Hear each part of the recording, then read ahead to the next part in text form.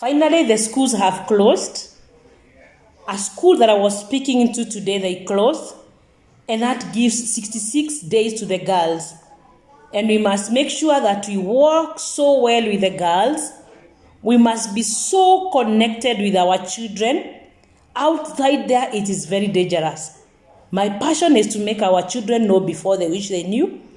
And I had a successful meeting with the pupils, with the students, and their parents. And I told them a lot.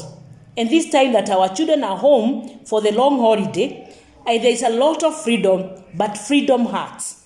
So we must make sure that we are so connected to our children and we empower our children to know the obvious one. I normally tell them that they're not stuck at home, they are safe at home. This time, it's not time for the girls to go out for the bash, because it is in those bashes that they go in and they bash common sense out of their head. Then they are dragged, then the boys take advantage of them. And this is not the time to rebel. Rebellion does not make anything better. Actually, rebellion hardens you. And whatever hardens you breaks you. So what are we going to do? We must make sure we engage our children so well.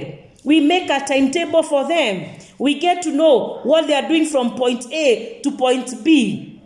Because parents, children are very clever and they're very interesting. They know that mommy leaves the house at 6:30 and mommy does not come until 7:30. So our watoto tukikosa kuwapanga, watatupanga. Lakini wanatupanga na ni kujipangua wanajipangua. So we must make sure we tell them to manage their time, because time is money.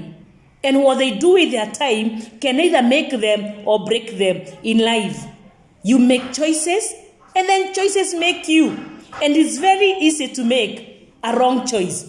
But let me tell you that every choice that we make has consequences. And some consequences are irreversible. So as our children have started coming home for holidays, we must plan them. We must be able to work with them. And you know, the Bible says that children naturally do say the careless things. So parents, you must be at the back of your children. Not just stay at the back to cover their back, to watch them. Parents, we have walked that path. We must make sure we go out of our way to come into the space of our children. These are very tough times. You can imagine. 66 days out of school.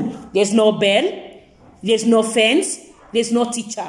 So children also, you must learn how to discipline yourself. And what is discipline? Giving yourself a command and obeying the same. Children, you can easily agree that these 66 days or 53 days that I'm going to be home, I'm going